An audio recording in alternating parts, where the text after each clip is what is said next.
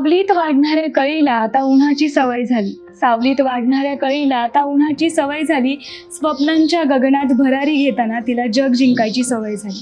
मनुवादाची बंधनं झुगारून देऊन आज प्रत्येक स्त्री प्रत्येक क्षेत्रात आपल्या कामाचा ठसा उमटवत आहे. नमस्कार मंडळी, मी प्रज्ञा न्यूज अनकटच्या महिला दिनविशेष भागात तुमच्या सगळ्यांचं स्वागत करते. आज आपल्यासोबत असं एक व्यक्तिमत्व आहे ज्यानं शिक्षण क्षेत्रात उल्लेखनीय कामगिरी केली आहे. बालभारती, यशदासारख्या संस्थांमध्ये आपल्या कामाचा ठसा उमटवलाय. राज्यस्तरीय तज्ज्ञ मार्गदर्शिका म्हणून त्यांनी काम केलंय. त्याचबरोबर BEd, MAd मराठी आणि इतिहास सारख्या विषयांमध्ये केलंय. सोबतच अमृत अनुभव हा जो ज्ञानेश्वरांचा महान ग्रंथ आहे त्या ग्रंथामध्येही त्यांनी PhD केली आहे. तर मंडळी, स्वागत करूयात न्यूज अनकटमध्ये डॉक्टर नंदा भोर मॅडमचा. नमस्कार मॅडम. नमस्ते. तर मॅडम, आज आपण मॅडमचा PhDचा प्रवास आणि एकंदरीतच अमृतानुभवमध्ये नेमकं काय आहे याविषयी जाणून घेणार आहोत. मॅडमची शब्दसुमने वेचण्यासाठी आपण सगळेच आतुर झालेलो आहोत. तर चला सुरुवात करूयात. अमृतानुभवमध्ये नेमकं काय दिलंय हे तर आपण जाणून घेऊच यात, पण त्या अगोदर तुमचा PhDचा प्रवास कसा होता आणि अमृतानुभव हा विषय तुम्ही PhDसाठी का निवडलात? म्हणजे खरं तर सुरुवातीलाच खूपच सुंदर प्रश्न. बालभारतीमध्ये काम करण्याच्या आधी शिक्षक म्हणून मी काम करताना खूप अशा काही संत साहित्याकडं लक्ष गेलं आणि खरं तर जो वयोगट होता ना, त्या वयोगटाला संत साहित्याचं अध्यापन करत असताना विशेषतः 9वी-10वीला माऊलींचं साहित्य होतं आणि माऊलींचं म्हणजे ज्ञानेश्वरीमधल्या ओव्या असायच्या. ज्ञानेश्वरीमधल्या ओव्या असल्यामुळे त्या ओव्या ज्या आहेत त्या ओव्या फक्त घेऊन पुढं जायचं नाही विद्यार्थ्यांनी. तर विद्यार्थ्यांनी त्या ओव्या अभ्यासल्यानंतर संत साहित्याकडे वळावं, विशेष म्हणजे ज्ञानेश्वरीकडे वळावं, हा माझा मुख्य उद्देश असायचा. आणि त्या निमित्ताने मग ज्या ओव्या पाठ्यपुस्तकामध्ये घेतलेल्या आहेत त्या ओव्यांचं विवेचन, म्हणजे भगवद्गीतेमधल्या कुठल्या श्लोकावर ते विवेचन आलेलं आहे ते मी आधी मुलांना सांगायची. मग ती आवड निर्माण होत गेली आणि पाठ्यपुस्तक निर्मिती मंडळाने, म्हणजे त्यावेळेस आत्ता बालभारती 1ली पासून 10वीपर्यंत पाठ्यपुस्तक तयार करते, पण त्यावेळेस 9वी ते 12वीची पाठ्यपुस्तकं महाराष्ट्र राज्य माध्यमिक उच्च माध्यमिक शिक्षण मंडळ तयार करायचे. 2008ला जेव्हा नवीन पाठ्यपुस्तक आलं 10वीचं, त्यावेळेस खरं तर खूप मोठं धारिष्ट दाखवलं होतं पाठ्यपुस्तक निर्मिती मंडळाने, SSC बोर्डाने, की अमृतानुभव मधल्या ओव्या त्यांनी 10वीच्या विद्यार्थ्यांना अभ्यासाला घेतल्या होत्या आणि अतिशय सुंदर ओव्या होत्या. खरं तर तोपर्यंत मी पण अमृतानुभव वाचलेला नव्हता, पण माझी जी मूळची सवय होती की ओव्या अमृतानुभव मधल्या जरी 5-6 घेतल्या असल्या तरी पूर्ण अमृतानुभव काय सांगते. म्हणजे खरं तर नाव जो अमृतानुभव म्हटल्यानंतरच थोडीशी उत्सुकता लागलेली होतीच की नेमका हा अनुभव कशाचा आहे, एवढं अमृत जर त्याला नाव दिलेलं आहे. आणि म्हणून मग त्या निमित्ताने मी प्रथम अमृतानुभवाचं वाचन केलं. खरं तर ज्ञानेश्वरी सारखीच भाषा आहे अमृतानुभवमध्ये, पण तरी पण मला ती थोडीशी सोपी वाटली. आध्यात्मिक दृष्ट्या, तत्वज्ञानात्मक दृष्ट्या तशी फार क्लिष्ट आहे, परंतु ज्ञानेश्वरी मधल्या शब्दांची जी जडणघडण आहे किंवा जे शब्द वेचलेले आहेत ज्ञानेश्वरांनी, त्याच्यापेक्षा हे शब्द सोपे वाटतात का कोण जाणे. आणि मग विचार असा आला की ह्या 8-9 ओव्या अभ्यासण्यापेक्षा, म्हणजे त्या ओव्या मी जेव्हा अभ्यासल्या त्यावेळेस असं लक्षामध्ये आलं की ज्ञानेश्वरीचं नव्हे तर संपूर्ण वेदांचं सार ज्ञानेश्वरांनी यामध्ये सांगितलेलं आहे. आणि मुळातच सृष्टीची निर्मिती, म्हणजे विज्ञानाच्या अंगाने आपण सृष्टीची निर्मिती पाहतो, परंतु अध्यात्माच्या अंगाने खरं तर सृष्टीची निर्मिती पाहणं फार गरजेचं आहे. आणि खरं तर सुरुवात इथून आहे. विज्ञान तुमचं नंतर आहे, सृष्टी आधी आहे. आणि मग ते जे एक कुणीतरी अधिष्ठाता जो आहे की ज्याने हे संपूर्ण विश्व निर्माण केलेलं आहे, कुणीतरी शक्ती आहे, म्हणजे योगायोगाने शक्ती हेच नाव पुढे येतं की त्या शक्तीच्या याच्यावर ते संपूर्ण विश्व उभं राहिलं.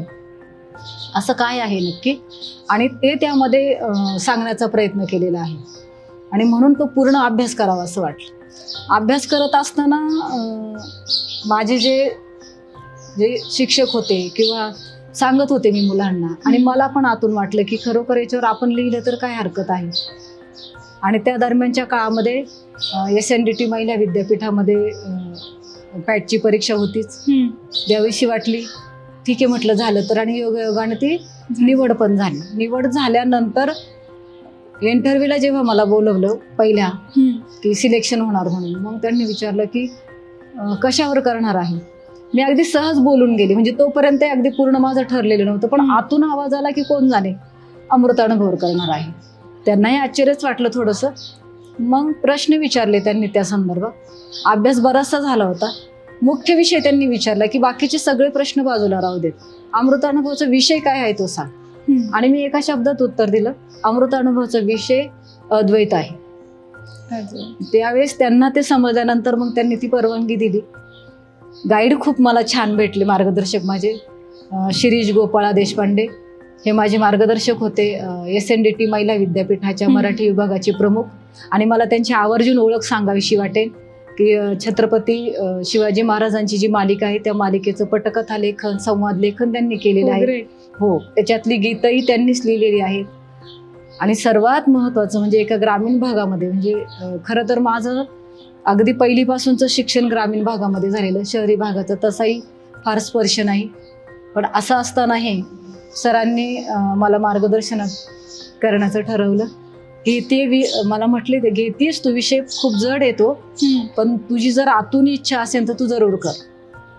आणि मग तिथून तो प्रवास सुरू झाला आणि अभ्यासामध्ये खूप आनंद मिळत गेला.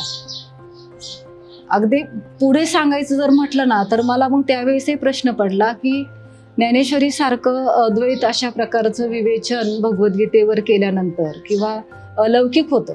आजही आपण पाहतो की खूप जणांनी ज्ञानेश्वरीवर संशोधन केलेलं आहे खूप मोठ्या प्रमाणामध्ये, तरी सुद्धा ज्ञानेश्वरी पूर्ण उलगडली सगळ्यांना असं वाटत नाही. वाचायला गेलं ना की त्याचा दुसरा कंगोरा किंवा नवीन अर्थ समोर येतो. आणि असं असताना मग ज्ञानेश्वरांना हा स्वतंत्र ग्रंथ का घ्यावासा वाटला, हा मला पण प्रश्न पडलेला होता की स्वतंत्र का लिहावंसं वाटलं. तर त्यावेळेस मग ज्ञानेश्वरीमध्येच ज्ञानेश्वरांनीच म्हटलंय की त्यांच्या गुरूंनी सांगितलं की आता ज्ञानेश्वरी लिहिलेली आहे, आता तू तुझी निर्मिती कर. आणि किंबहुना ज्ञानेश्वरीमधला 13वा आणि 14व्या अध्यायाचा जर तुम्ही अभ्यास केला ना तर त्या दोन्ही अध्यायांवर 11व्या अध्यायामध्ये विराट रूप परमेश्वराचं विराट स्वरूप आलेलं आहे. 12व्या अध्यायामध्ये अर्जुनाची भूक भागवतायत ज्ञानेश्वर की परमेश्वराला कोणता भक्त प्रिय असतो, म्हणजे भक्ताबद्दल ते सांगतात. मग त्याच्यानंतर तसं काही फारसं सांगण्यासारखं राहिलेलं नाहीये, पण तरी सुद्धा त्याच्यानंतर 13, 14, 15, 18 अध्यायापर्यंत ज्ञानेश्वरी गेलेली आहे.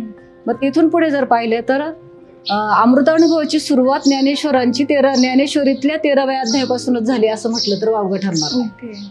कारण आज आपण पाहतो ना की भेदाभेद, सृष्टीमधलं द्वैत्वच आपल्याला दिसतं, अद्वैत दिसत नाहीये. खरं तर सृष्टीमध्ये कुठंच द्वैत नाहीये आणि माणसामध्ये पण नाहीये. अजून एक मला वाटतं की ज्ञानेश्वरांनी का विचार केला असेल याचा, कारण सुरुवातीपासून त्यांचं बालपण जर पाहिलं ना तर त्यांना जो त्रास सहन करावा लागला तो भेदाभेदामुळेच करावा लागला. श्रेष्ठ कनिष्ठ समाजामधला जो भेद होता, त्यांना जे कमी लेखलं गेलं त्याचे खूप जवळून सगळ्या त्या झळा ज्ञानेश्वरांनी सोसलेल्या होत्या. मला तर वाटतं, म्हणजे माझं विधान थोडंसं धाडसी होईल, परंतु निवृत्तीनाथांपेक्षा ज्ञानेश्वरांनी ते जास्त सोसलं. आणि म्हणून मला वाटतं की संतांचं, मला वाटतं म्हणण्यापेक्षा आज आपल्याला संतांच्या साहित्यामध्ये तेच दिसतं की हरेक संतांनी, म्हणजे ज्ञानेश्वरांपासून तर अगदी समर्थ रामदासांपर्यंत, संत तुकारामांपर्यंत सगळ्यांनी या समाजामधला, ह्या निसर्गामधला भेदाभेद नष्ट व्हावा आणि सगळे एक व्हावेत, किंबहुना चराचर तोची झाला, म्हणजे हे विश्वची माझी घर अवघी मती जयाची स्थिर, असं जेव्हा म्हटलं जातं तेव्हा प्रत्येक संतांचं हेच म्हणणं आहे की हे संपूर्ण चराचरी एक व्हावं. एक व्हावं म्हणजे तिथं कल्पना फक्त जगाची मांडलेली नाही, अखंड विश्वाची मांडली. आपण तर त्या विश्वामधला अगदी एक बिंदू आहोत. म्हणजे भारताचा जरी अगदी विचार केला तरी भारत सुद्धा एक बिंदूच ठरेल त्या विश्वामधला. आणि ही संत मंडळी मात्र संपूर्ण विश्वाला एकत्र आणण्याचा प्रयत्न करतायत. कारण समाजामधलं खरं दुःख घालवायचं असेल आणि सुख अनुभवायचं असेल ना तर गौतम बुद्धांनी जसं मोहाबद्दल सांगितलं तसं संतांनी सर्वात महत्वाची गोष्ट सांगितली की भेदाभेद नष्ट करा. कारण मोह निर्माण होतो तो भेदाभेदामुळे होतो. आणि मग तो जर नष्ट झाला ना तर सुखाची प्राप्ती होऊ शकते. एकंदरीत षड्रिपूंची निर्मिती भेदाभेदामुळे होते असं Yes. म्हणू शकतो आपण. असं म्हटलं तरी हरकत नाही. कारण Okay. तसं पाहिलं तर सृष्टीच्या निर्मितीचा तो पाया आहे षडरिपू. गरज आहे त्याची. हो. षडरिपूंची गरज आहे, परंतु गरज कशी? दुःख निर्माण करण्यासाठी गरज नाही, आनंद निर्माण करण्यासाठी आहे. अहंकार तर असलाच पाहिजे, परंतु कशाचा? आपल्यामधल्या ज्ञानाचा अहंकार जर झाला ना तर विनम्रता येत. आधी विनम्रता पाहिजे. विद्या विनयन शोभते. विनयन शोभते.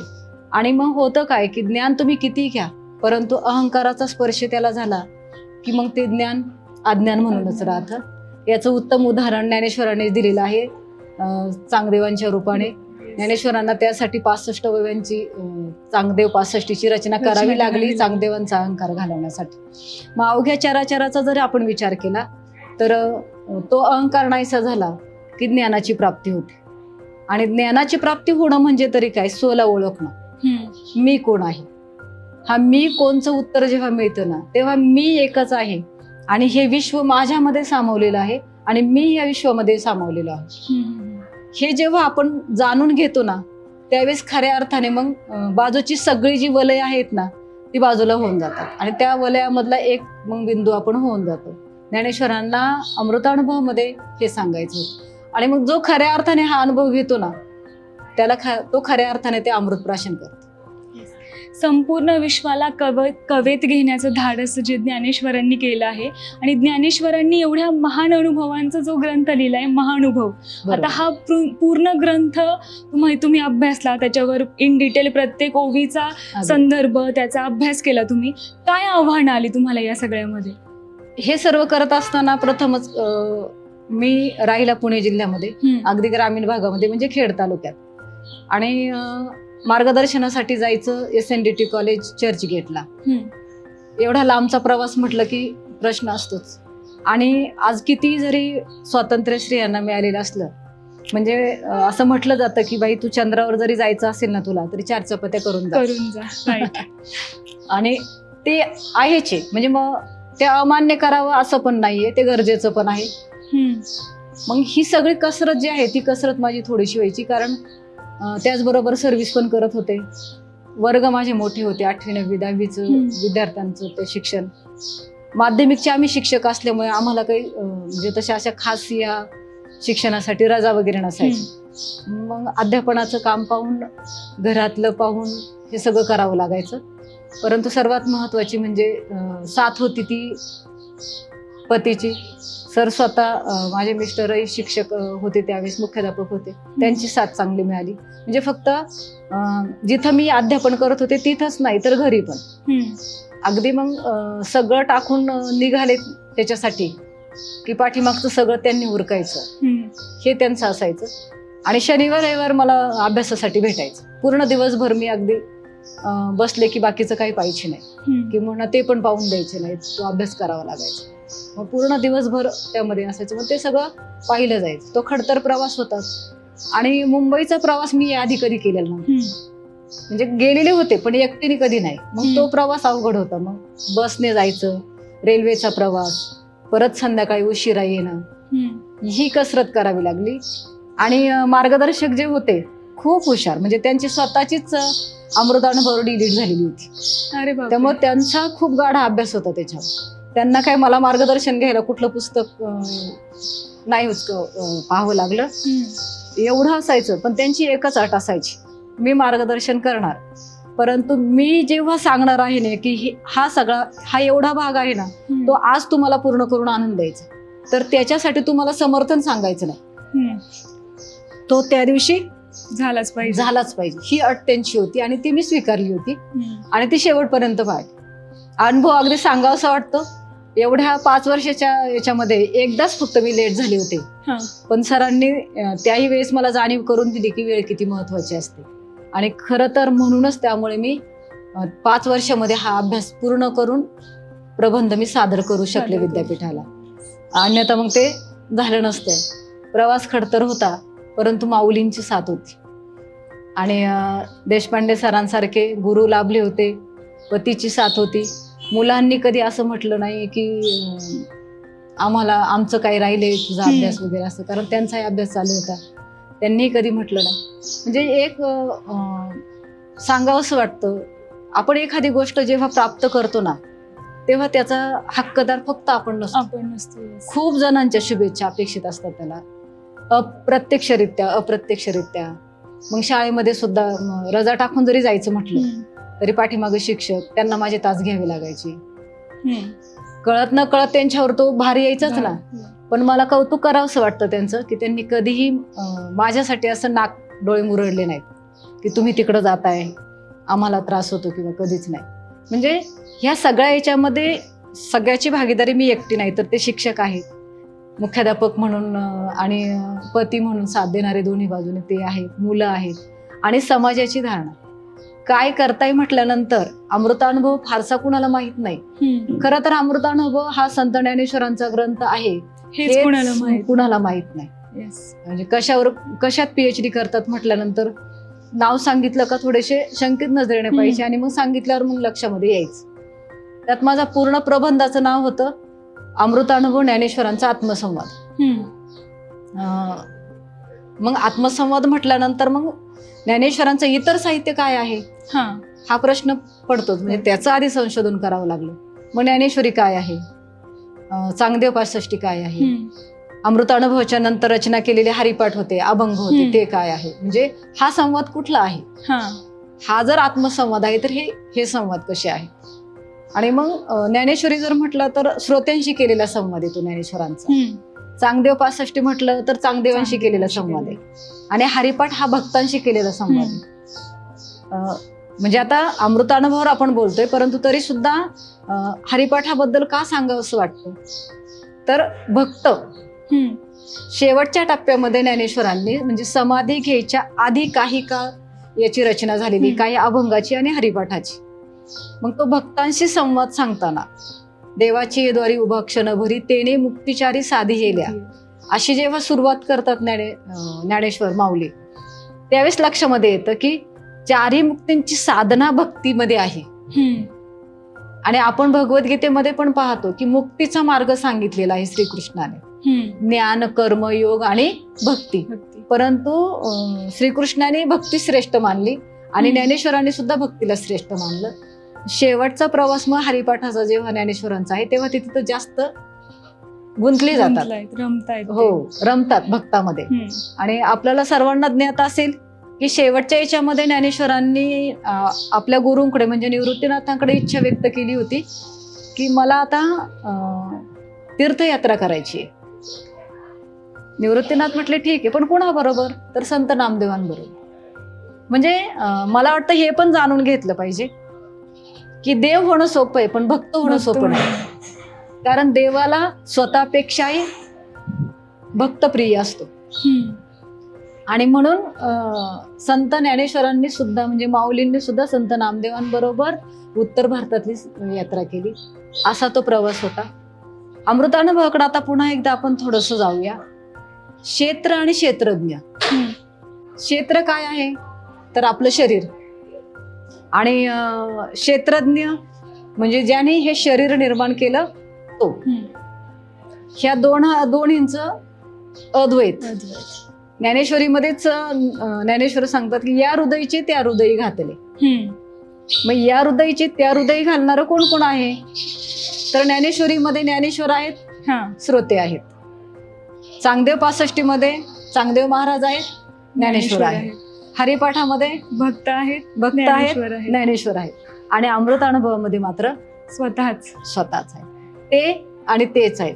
क्षेत्रही तूच आहे आणि क्षेत्रज्ञही तूच आहे. हीच जाणीव अमृतानुभवामध्ये करून द्यायची. मग ही जाणीव करून देताना प्रकृतीची एक उदाहरण त्यांनी घेतलेली आहे. म्हणजे प्रकृती आणि पुरुष, जसं क्षेत्र आणि क्षेत्रज्ञ, प्रकृती आणि पुरुष, शिव आणि शक्ती. अर्धनारी नटेश्वराचं रूप काय आहे तेही अमृतानुभवामध्ये खूप उलगडून दाखवलेलं आहे. मग आजच्या याचा विचार जर आपण केला ना, तर अद्वैताची गरज त्या काळापेक्षाही आजच्या काळामध्ये खूप आहे. म्हणजे आज आमची मुलं खूप मोठ्या पदव्या प्राप्त करतायत. IT क्षेत्रामध्ये आम्ही पुढे गेलेलो आहोत. आता तर काही म्हणजे बोलायलाच नको. माणूस आता समोरून एखादी व्यक्ती जर आली तर तो नक्की माणूस आहे की रोबोट आहे अशी शंका येईल. म्हणजे कदाचित अगदी ज्ञानेश्वरांसारखं रूप सुद्धा समोर येईल त्या हम्म. यंत्रमानवाच्या रूपाने. परंतु हे सगळं करत असताना आपण खरंच सुखी आहोत का, हाही प्रश्न येतो. मग अशा वेळेस अमृतानुभवाची फार गरज आहे. म्हणजे एवढं जर तुम्ही पदव्या प्राप्त केलेल्या आहेत, ज्ञान प्राप्त केलेलं आहे, तरी सुद्धा मग तुम्हाला चराचरामधलं अद्वैत का नाही समजलं. आता आज आमच्या मुली खांद्याला खांदा लावून काम करतात. प्रत्येक क्षेत्रामध्ये काम करतायत. परंतु ते काम करत असताना आम्ही समानतेची अपेक्षा का करतो. येस. माझं म्हणणं असं आहे की मुलांनी पण आणि मुलींनी पण समानतेची अपेक्षा करू नये, एकरूपतेची अपेक्षा करावी. अगदी बरोबर. आणि ही एकरूपता का माहितीये का, जेव्हा तुम्ही समोरच्याने आपल्याला समजून घ्यावं असं वाटतं. माझी दुःख त्याला कळू यावी, त्याची दुःख मला कळू यावी, एकमेकाच्या मनीचं गुज एकमेकाला कळू यावं, असं जेव्हा तुम्हाला वाटतं ना, त्यावेळेस तुम्ही समानतेची अपेक्षा करू नका, एकरूपतेची करा. आणि आजच्या या समस्या जर मग आपण पाहिल्या ना, तर ही एकरूपता जेव्हा दोघांमध्ये येईल ना, तेव्हा मग आपल्या समस्या निर्माण होणारच नाही, संपतील. आणि खऱ्या अर्थाने मग तो अमृताचा अनुभव असेल. येस. आता जसं की तुम्ही सांगितलं, अमृतानुभव म्हणजे स्वतःशी साधलेला संवाद होता तो ज्ञानेश्वरांचा अर्थात. तर हा स्वतःशी संवाद का साधू वाटला त्यांना, काय पार्श्वभूमी होती नेमकी. बरं, ज्ञानेश्वरीची रचना झाल्यानंतर खरं तर आधी सांगितल्याप्रमाणे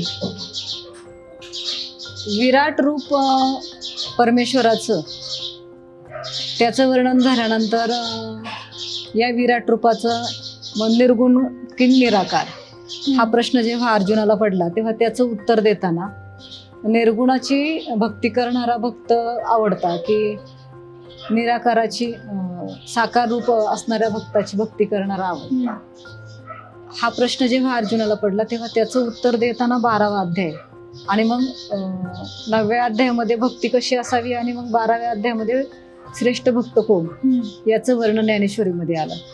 श्रेष्ठ भक्ताचं वर्णन करताना पुढे 13, 14 हे सगळेच अध्याय खरं पाहिलं तर मग त्या भक्तीच्या अनुषंगाने आले असं म्हणायला हरकत नाही. किंबहुना 1 ते 9 अध्याय परत पुन्हा अगदी ज्ञानेश्वरांनी स्पष्ट करून सांगितले. परंतु ते सांगत असताना ज्ञानी आणि अज्ञानी हे असं रूप असावं का, ज्ञानी कुणाला म्हणायचं, अज्ञानी कुणाला म्हणायचं, हा प्रश्न जेव्हा पडतो, तो प्रश्न वाचक जेव्हा अमृतानुभव वाचतो त्यावेळेस वाचकाला तर पडतोच, परंतु त्याचबरोबर खरं तर तो प्रश्न ज्ञानेश्वरांना स्वतःला पडलेला होता असं म्हणायला हरकत नाही. पण आपण असं जर म्हटलं की ज्ञानेश्वरांनाच तो प्रश्न पडला होता, तर त्याही ठिकाणी शंका येते. कारण ज्ञानी आणि अज्ञानी यावर एवढा सविस्तर विवेचन ज्ञानेश्वरीमध्ये केलेलं आहे की 36 तत्व सांगितलेली आहेत भक्ताची. श्रेष्ठ भक्त किंवा त्या भक्ताची लक्षणं सांगताना एवढं स्वरूप उलगडून दाखवलेलं आहे, तरी सुद्धा ज्ञानेश्वरांना प्रश्न निर्माण होईल असं वाटत नाही. पण मी ज्ञानी आहे असा अहंकार ज्ञानेश्वरांच्या मनामध्ये कधीच येणार नाही. कारण जिथं अहंकार आला तिथं अज्ञान सुरू झालं. मग ज्ञानेश्वर स्वतःला म्हणतच नाही मी ज्ञानी आहे म्हणून. आणि खरं तर जोपर्यंत आपण ते पाहत राहतो की मला काही समजलेलं नाही, मला हे जाणून घ्यायचे, ही उत्कंठा असली पाहिजे. आणि ती जाणून घेण्याची मी कोण, मी क्षेत्र आहे की क्षेत्रज्ञ आहे, मी शिव आहे का शक्ती आहे, मी प्रकृती आहे की पुरुष आहे. कारण ह्या सगळ्या गोष्टी ज्ञानेश्वरीमध्ये आलेल्या आहेत. क्षेत्र, क्षेत्रज्ञ, ज्ञाता वगैरे ह्या सगळ्या गोष्टी त्यामध्ये सांगितलेल्या आहेत. मग ते प्रश्न ज्ञानेश्वरांना पण खचितच पडले असतील. त्याचं विवेचन समोर असलेले जे श्रोते आहेत त्या श्रोत्यांना सांगावं की आपण आपलं जाणून घ्यावं, हा प्रश्न कदाचित ज्ञानेश्वरांना पडलेला असताना आणि म्हणून ते अमृतानुभवाकडे वळले. कारण स्वतःशी संवाद साधला, म्हणून स्वतःशी त्यांना संवाद साधावासा वाटला आणि म्हणून म्हणजे तो आत्मसंवाद झाला. कारण अमृतानुभव कुणाशी हितगुज करत नाही. तुम्ही पूर्ण प्रत्येक ओवी जर पाहिली, अगदी जर म्हटलं, जे एकची नव्हे एक सरे, दोघा दोन्ही पण नाही पुरे, काही नेनो साकारे स्वरूपे जिथे. काही नेनो साकारे, नेनो म्हणजे माहीत नाही, स्वरूपे जिथे म्हणजे कळतच नाही कुठलं रूप नक्की, क्षेत्र की क्षेत्रज्ञ, शिव का शक्ती, असं जेव्हा येतं ज्ञानी का अज्ञानी, अशा सगळ्या जोड्या आहेत तिथं. मग कोण कोणाशी संवाद करतं ते कळतच नाही. आणि आपण जेव्हा त्याच्यामधला भेद जाणायला जातो ना, ज्ञान अज्ञानामधला किंवा शिवशक्तीमधला किंवा क्षेत्रज्ञामधला, आत्मा परमात्मा, मग ते चिदानंद स्वरूप, हे सगळं जाणायला जातात ज्ञानेश्वर, त्यावेळेस ते स्वतःच त्याच्यामध्ये एकरूप होऊन जातात. आणि स्वतः एकरूप होऊन जातात. आणि मी क्षेत्र आहे का क्षेत्रज्ञ आहे असा प्रश्नच त्यांना राहत नाही. हेच अमृत अनुभव सांगतो. म्हणजे आज आपण देवाला जाणायला जातो, मला देव जाणून घ्यायचंय, खरं तर ती जाणण्याची एक प्रक्रिया नाहीच आहे. कारण तुम्हीच तो आहात. अहम ब्रह्मास्मी, जे पिंडी ते ब्रह्मांडे असं जे म्हटलेलं आहे ना, तेच सांगितलेलं आहे. आणि हेच जाणून घेणं खरं तर गरजेचं आहे. ते जाणून घेण्यासाठी अवश्य अमृतानुभवाचं अभ्यास करावा किंवा वाचावं. ज्ञानेश्वरांनी छान सांगितलेलं आहे. आणि आपणा सर्वांना तर ज्ञात असेलच, ज्ञानेश्वर कधी सृष्टीच्या बाहेर जात नाही. त्यांनी प्रत्येक दृष्टांत देताना सृष्टीतलाच दिलेला आहे. मग अगदी साधं मी सोप्या याच्यामध्ये, ग्रामीण याच्यामध्ये सांगेल की विचार करा तुम्ही की आपण भाकरी म्हणतो, भाकरीला 2 बाजू असतात, पण मग कोणती आधी आणि कोणती नंतर नाही सांगू शकत आपण. म्हणजे हे स्वरूप आपण पाहतो, झाड आधी की पान आधी, हे नाही आपण सांगू शकत. म्हणजे त्यांच्यामध्ये ती एवढी एकरूपता आहे ना का त्याला आपण वेगळं करू शकत नाही. तसंच आत्मा आणि परमात्म्याचं आहे. आत्म्यापासून कधी परमात्मा वेगळा होत नाही आणि परमात्म्यापासून कधी आत्मा वेगळा होत नाही. तो मीच आहे. आणि ही खरी जाणीव ज्या क्षणाला माणसाला होते ना, तेव्हा तो अमृताचा अनुभव, म्हणजे अमृताने नाहून निघतो. प्रत्यक्षात अमृतानुभव जेव्हा तुम्ही वाचायला जाता ना, आणि तुम्ही वाचल्यानंतर, खरं तर मी आता सांगते ना, पण मी पण पूर्ण नाही सांगू शकत, कारण तो ज्याचा त्याने घ्यायचा अनुभव आहे. ज्ञानेश्वरांनी ते लिहून ठेवलं परंतु सांगितलं नाही. ज्ञानेश्वरी सांगितली पण अमृतानुभव लिहिला. हा फरक आहे दोन्हीमध्ये, ज्ञानेश्वरीमध्ये. म्हणजे तो त्यांच्याशी एकरूपतेने झालेला संवाद आहे. आणि मग आपण जेव्हा तो पाहतो ना, मग तो एकरूपतेने आपण आपल्याशी संवाद करावा. खरं पाहिलं ना तर आपला संवाद सगळ्यांशी होतो. मनुष्य जन्माला येतो ना, तेव्हापासून त्याचा संवाद सुरू होतो तर शेवटच्या क्षणापर्यंत तो संवादच असतो. परमेश्वराशी संवाद सुरू होतो त्याचा, जन्माला येण्याच्या आधी तिथून त्याचा संवाद सुरू होतो. तो परत तो परमेश्वराशी संवाद, म्हणजे सुरुवात त्याच्यापासून होते, अंतही त्याच्यापर्यंत असतो. आणि मग तो परमेश्वर म्हणजे कोण? मग कुठं दाखवणार आहात तुम्ही त्याला? नाहीच दाखवता येत ना. मग जाणून घ्यायचं म्हटलं तर तो अवघ्या चराचरामध्ये सामावलेला आहे. मग चराचरामध्ये सामावलेला आहे तर चराचरामधला एक घटक तुम्ही पण आहात, म्हणजे तो तुमच्यामध्ये पण सामावलेला आहे. हे ज्ञान किंवा हे जेव्हा प्रत्येक जण जाणून घेईन ना की मी तोच आहे, हे जेव्हा प्रत्येक जण जाणून घेईन ना, तेव्हा मग खऱ्या अर्थाने ही सृष्टी आनंदी होईल. आणि हे जाणून घेण्यासाठीच अमृतानुभव आहे. हे थोडक्यात काय, ज्ञानेश्वरी त्या आनंदापर्यंत कसं जायचं हे सांगते. अमृताचा अनुभव घेण्यासाठी सुरुवात कुठून करायची, कोणत्या मार्गाने करायची. तुम्ही योगानेही करू शकता, तुम्ही कर्मानेही करू शकता, तुम्ही ज्ञानानेही करू शकता, आणि तुम्ही भक्तीनेही करू शकता. परंतु यातही ज्ञानेश्वरांनी भक्ती श्रेष्ठ सांगितली. कारण योग साधना अशी आहे का ती सर्वसामान्य माणसांना जमण्यासारखी नाही, खचितच. ज्याला आनंद घ्यायचा तो घेऊ शकतो न जाणं. कर्म सांगितलंय तर ते निष्काम कर्म झालं पाहिजे. आणि आज आपण पाहतो की कर्म काय आहे त्याच्यापेक्षाही आपण त्याचं फलित काय आहे ते आधी शोधतो. म्हणजे हे काम मी करणार आहे, त्यातून मला काय मिळणार आहे, असा पहिला विचार आपण मांडतो. त्यामुळे ते निष्काम कर्म होऊ शकत नाही. ज्ञानाचा विचार जर केला तर निरपेक्षता आपल्याकडे त्याच्यातून नसते. तेवढं गहन त्या शब्दाचा 2 अक्षरी शब्द आहे, परंतु त्याचा अर्थ किती खोल आहे हे आजही आपण जाणू शकलो नाही. मग राहिलं भक्ती. हा मार्ग असा आहे की भोळे भोळे भवाब्दी तरती. सामान्यातला सामान्य माणूसही तरुण गेलेला आहे त्या भक्तीमुळे, हे आपल्याला ज्ञात आहे. कारण आपण पाहतो की अवघी संतांची मानदेवाई जर पाहिली तर एकही संत कुठल्या विद्यापीठामध्ये PhD करून आलेला आहे असं नाही. म्हणजे नामदेवांच्या सानिध्यामध्ये असलेल्या अगदी सगळ्या स्त्रिया त्यांची अभंग रचना आहे. कर्ममेळा, निर्मळा, सोयराबाई, सगळेच अगदी संत नामदेवांच्या घरी 9 स्त्रिया होत्या, 9च्या 9 स्त्रियांनी अभंग रचना केलेली आहे. मग हे आपण जेव्हा पाहतो त्यांची ते अलौकिक रचना, तेव्हा पाहतो तेव्हा यांनी कुठून हे ज्ञान घेतलं, हा प्रश्न येतो. मग त्याच प्रश्नाचं उत्तर अमृतानुभवामध्ये मिळतं. कारण ही लोक त्या परमात्म्याशी एकरूप झाली होती. ती ते स्वतः राहिलेच नव्हते जेव्हा ते रचना करत होते ना. म्हणजे आपण पाहतो की चोखा मेळा गुरं सांभाळता सांभाळता रचना करत होते. गुरं कुठं जात होती समजत नव्हतं, कारण ते मग्न झालेले होते, ते एकरूप झाले होते त्या परमात्म्याशी, चिदानंद म्हणतो आपण त्याच्याशी. मग ते राहिलेच नव्हते त्याच्याशी. अशा प्रकारचं हे स्वरूप आहे. आणि तो आनंद ज्ञानेश्वरांनी स्वतः अनुभवला. अमृत अनुभव तोच आनंद तुम्हाला घ्यायला सांगतो. हा फरक आहे. म्हणजे एकंदरीत ज्ञानी व्यक्तीचं लक्षणच असं असतं की त्याला सतत प्रश्न पडत असतात आणि तो सतत त्या प्रश्नांच्या उत्तराच्या शोधात असतो.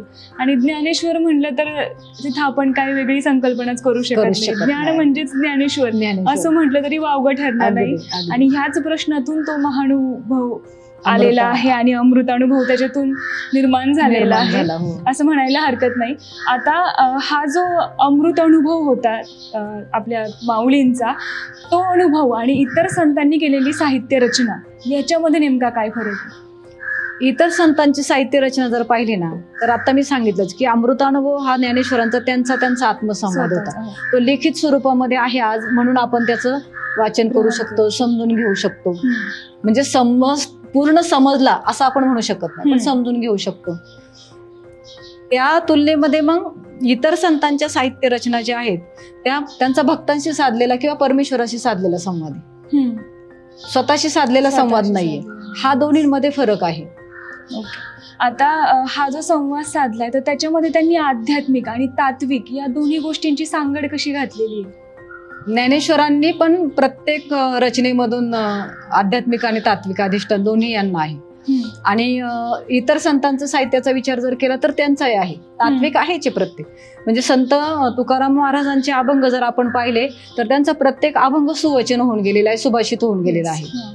म्हणजे अगदी विचार असाध्य ते साध्य करिता सायास असं आपण जेव्हा म्हणतो, म्हणजे आपण म्हणतो म्हणजे संत तुकाराम जेव्हा म्हणतात तेव्हा ते सुवचन होऊन जातं, सुभाषित होऊन जातं, गहनार्थ आहेत. जसं की प्रयत्न वाळूचे कनर.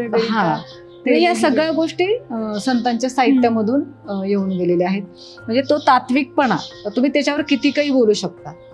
आज आपण पाहतो की सर्व हरिभक्त परायण मंडळी जी आहे वारकरी संप्रदायातली, संत तुकारामांच्या एका ओवीवर ते किती काही बोलू शकतात. मर्यादा येतात श्रोत्यांमुळे, परंतु तरी सुद्धा ते मग्न होऊन जातात. ती एक ओवी घेऊन, एक अभंग घेऊन मग्न होऊन जातात. म्हणजे त्या प्रत्येक याच्यामध्ये ते अध्यात्म आहे आणि तात्विकता पण आहे. अमृत अनुभव मध्ये अध्यात्म काय आहे तर शिवशक्तीचं स्वरूप. प्रकृती आणि पुरुषाचा विचार जर केला तर मग ते तात्विक येतं. क्षेत्र आणि क्षेत्रज्ञ याचा विचार केला तर ते तात्विक येतं. ज्ञान अज्ञान याचा विचार केला तर ते तात्विक येतं. पण शिवशक्ती याचा विचार जर केला तर मग ते आध्यात्मिक येतं. अशा दोन्हींचं स्वरूप त्यामध्ये सांगितलं. अमृत अनुभव जे आहे त्याच्यामध्ये शब्द आणि अनुभव यांचं खूप सुंदर विश्लेषण केलंय असं मी तरी ऐकलंय. नेमकं काय विश्लेषण आहे हे? आता मी जे सांगितले ना, हे जे जोड्या सांगितलेल्या आहेत, म्हणजे माऊली जोड्या सांगतात, क्षेत्रज्ञ ह्या जोड्या सांगत असताना खरं तर ते द्वैत सांगतात. म्हणजे दोन आले का द्वैत आलं, परंतु त्या दोन्हींमध्ये द्वैत नाही हे ते परत सांगतात. आणि हा अनुभव त्यांनी स्वतःही घेतला आणि ते इतरांनाही घ्यायला सांगतात. म्हणजे प्रत्येक शब्दाचा अनुभव, उदाहरणार्थ प्रकृती आणि पुरुष किंवा आपण शिव आणि ब्रह्म म्हणतो. या सृष्टीची रचना करत असताना प्रकृतीने ही रचना केली, परंतु त्याला पुरुषाची गरज होती. दोन शब्द आले, शब्द दोन आले, पण अनुभव ते दोन्ही एकत्र आल्याशिवाय सृष्टीची रचना झाली नाही. म्हणजे ते एकरूप झालं. हा शब्द एकरूप होऊन एक अनुभव निर्माण झाला. म्हणजे विश्व एवढं बाळ त्यांनी जन्माला घातलं, प्रकृती आणि पुरुषाने. विश्व एवढं बाळ जन्माला घालूनही ते वेगळे नाही झाले. म्हणजे तिसरं त्याच्यामध्ये आले ना, पण त्यांच्यातलं मात्र द्वैत्व अद्वैत तसंच राहिलं. हे विशेष बाब आहे. आणि हेच खरं तर आज समाजाला सांगायचं आणि हे समजलं पाहिजे. सृष्टीने या निर्मात्याने तुम्हाला ह्या सृष्टीच्या निर्मितीसाठी निमित्त मात्र ठेवलेलं आहे. हम्म. म्हणजे आज आपण मला अगदी सांगावंसं वाटतं की मूल जन्माला आल्यानंतर आईला केवढा आनंद होतो, बाबांना केवढा आनंद होतो, केवढा गाजावाजा असतो. म्हणजे त्या निर्मितीचं निमित्त आहे तुम्ही. हम्म. ते या विश्वामध्ये येणं ही त्याची करणी आहे, हे आम्हाला समजलं पाहिजे. पण आम्हाला नेमकं तेच समजत नाही. शिव आणि शक्तीला ते समजलं, त्यांनी विश्वा एवढं बाळ जन्माला घातलं, पण ते वेगळे नाही झाले. तिसरं त्यांना दिसलं, ते भासमान आहे हे त्यांना माहिती होतं. हम्म. परंतु आम्हाला मात्र ते समजत नाही की ते भासमान आहे, कल्पित आहे. आणि हाच खरा अर्थ अमृतानुभवाचा आहे, तोच ज्ञानेश्वरांनी आपल्यासमोर मांडलेला आहे. मांडलेलं आहे. या सगळ्या प्रवासात तुम्हाला वाटलेली अशी मौल्यवान शिकवण किंवा आवडणारी एखादा पाठ, एखादी ओवी सांगू शकाल का? त्याच्यामध्ये हेच मी मगाशी जे म्हटले ना, जे एकची नव्हे एकसरे, हम्म. जे एकची नव्हे एकसरे, दोन्ही पण नाही पुरे, हम्म. दोन्ही पण नाही पुरे, काही नेनो साकारे स्वरूपे जिये. ही ओवी मला मनाला अगदी भिडून गेली. कारण ते एकची नव्हे, म्हणजे आपण अनुभव घेत राहतो, स्वतःच्याच अनुभवच, की दोघे जण होते, एकरूप झाले, परंतु तरी सुद्धा त्यांचं ते दोन पण जे आहे ना ते पुरेसं नाहीये. ते दोन पण पुरेसं नाही, ते एकत्व जे आहे ना तेच पुरेसं आहे. मग आज सृष्टीमध्ये आपण काय म्हणतो, कुठलीही जोडी घ्या, आई वडील, आई मूल, पती पत्नी, बहीण भाऊ, ही सगळी आपण जी कल्पित नाती आज आपण मानतो ना ईश्वरामधली, ही जी नाती आहेत ना, याच्यामधलं द्वैत संपेल तेव्हा ती खऱ्या अर्थाने एकरूपता निर्माण होईल. आणि बाकीची तर नाती जाऊ द्या, ती जन्माने प्राप्त होतात, येतात ती, पण खरं नातं जे आहे ना, स्त्री आणि पुरुष, ही नाती दोन फार महत्वाची आहेत. आणि आपल्या सृष्टीमध्ये हे दोनच धर्म सांगितले, दोनच जाती आहेत, स्त्री आणि पुरुष. आणि माऊली म्हणतात त्या दोन पण नाहीत, कारण ते दोघंही एकच आहेत. हे मला ती ओवीमुळं खूप जाणून जातं आणि आनंद होतो. तो हा जो सगळा तुम्ही अभ्यास केलाय, तर या सगळ्या अभ्यासाचा तुमच्या वैयक्तिक जीवनावर काही परिणाम झालाय का, काही बदल झालाय का? खूपच. म्हणजे आता मी पूर्णतः झाले असं नाही, शक्यच नाही ते. म्हणजे अगदी संतही काही काळ त्या ठिकाणी थांबले. आपण संत नामदेवांचा अभंग पाहिला, संत तुकारामांची अभंग पाहिली, महाराजांची दोन्हींचे. पण तर तुम्ही त्याच्यामध्ये दोघांचे मी सांगते की परमेश्वराची भेट व्हावी, परमेश्वराचं रूप प्राप्त व्हावं, म्हणून त्यांचा सगळा हा धावा चालला होता. आज आपण आपली पूजा जी आहे ना, काहीतरी भौतिक प्राप्तीसाठी आहे, पण संतांची जी भक्ती होती ती परमेश्वर प्राप्तीसाठी होती. मग परमेश्वराची प्राप्ती होत नाही एका टप्प्यावर, तेव्हा ते सुद्धा पतित पावन नाम ऐकून आलो मी द्वारा, पतित पावन न होसी म्हणून जातो माघारा. म्हणजे ते पण तिथं थांबले. संत तुकारामांचं सुद्धा तेच आहे, तेही त्या शब्दामध्ये सांगतात संत जनाबाईंचं. आपण तर मग खूपच क्षणभंगूर आहोत.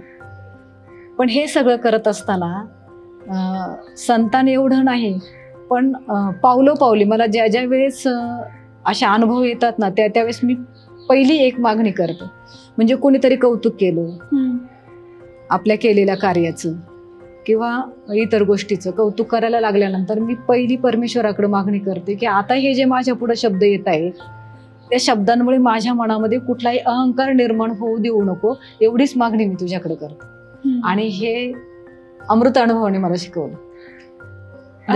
दुसरी महत्वाची गोष्ट की अज्ञान.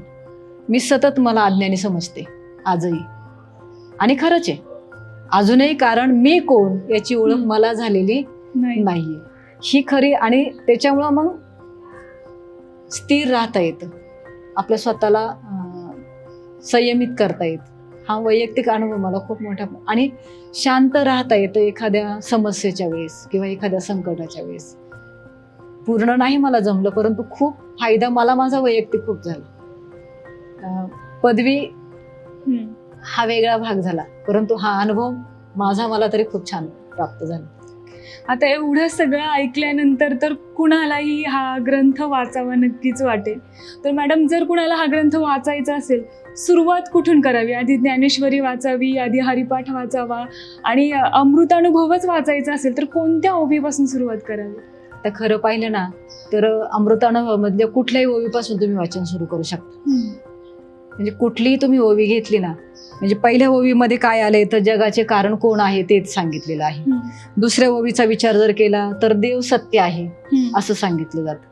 आणि असं मग ते वाढवत वाढवत गेले. मग तुम्ही कुठूनही सुरुवात केली ना तरी तुम्हाला ते समजून जातं. कारण प्रत्येक ओवीमध्ये द्वैत नाही, अद्वैत आहे हे ते पटवूनच देतात आणि आपल्यालाही त्या क्षणाला पटतं. त्यामुळे कुठल्याही ओवीपासून वाचलं तरी हरकत नाही. परंतु अमृतानुभव वाचण्याच्या आधी मात्र ज्ञानेश्वरी जरूर वाचावी. कारण ज्ञानेश्वरी कशी आहे, खडीसाखरेचा खडा जिभेवर ठेवावा आणि त्याची ती गोडी जी आहे ना ती अंतःकरणापर्यंत जावी तशी आहे. आपोआप तुम्हाला शांतपणा येतो. आज आम्ही पाहतो की संतांचं साहित्य म्हणजे ज्ञानेश्वरी असो किंवा इतर साहित्य असो, आमची तरुण मंडळी म्हणजे 60च्या पुढे गेल्यानंतर हा अभ्यास करायचा असतो असं म्हणतात. पण ही खूप चुकीची गोष्ट आहे. ज्यावेळेस आपण सगळं करून झालेलं असतं त्यावेळेस आपण संत साहित्य म्हणजे काय आहे, मी कोण आहे हे जाणून घ्यायला जातो. उपयोग काय ना त्याचा.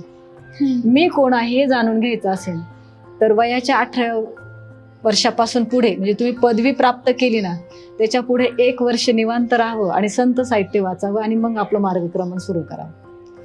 खऱ्या अर्थाने म्हणजे मला उशीर झाला परंतु इतरांना होऊ नये अशी माझी अपेक्षा आहे.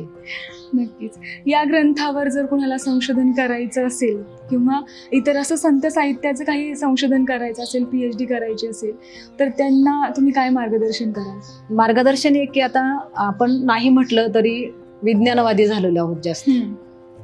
आणि विज्ञानवादी या 21व्या शतकामधल्या या तरुण मुलांना हे आत्ता मी जे सांगते आहे ना ते खचितच पटेलच असं नाही. कारण या मुलांना काय अपेक्षित असतं, प्रूफ पाहिजे. ते जर पाहिजे असेल तर मग या मुलांनी अमृतानुभवाचा अभ्यास विज्ञानाच्या माध्यमातून करावा. कारण का तर अगदी त्याच्यामध्ये अणुरेणू, परमाणू या सगळ्या गोष्टी सांगितलेल्या आहेत. प्रोटॉन, न्यूट्रॉन वगैरे ह्या सगळ्या गोष्टींबाबत आहे. तर मग तुम्हाला अध्यात्म फार जड वाटत असेल, त्यातला तात्विकपणा जड वाटत असेल ना तर मग तुम्ही त्याच्यातलं विज्ञान शोधा. विज्ञानानंद मनशक्ती केंद्राचे विज्ञानानंद महाराज जे आहे त्यांनी त्याच याच्यातून विवेचन केलेलं आहे अमृतानुभवाचं. म्हणजे स्पष्ट करून सांगितलेलं आहे अमृतानुभवामध्ये विज्ञान कसं आहे, किंबहुना अमृतानुभव विज्ञानच आहे हे विज्ञानानंद महाराजांनी सांगितलं. आणि ते अवश्य तेही वाचावं आणि त्याही आधी एकनाथी भागवत जे आहे त्याचं वाचन करावं. म्हणजे ज्ञानेश्वरी अधिक समजते, मग ज्ञानेश्वरीचं करावं. आणि मी तर म्हणेन अगोदर नामस्मरणाला सुरुवात करावी. ते आपल्याला कितपत जमतंय ते अनुभवावं आणि मग वाचनाकडे जावं.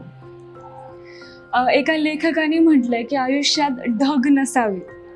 ढग मधला ढचा अर्थ होतो की मठ्ठपणा, जो की आपल्या आयुष्यात नसावा.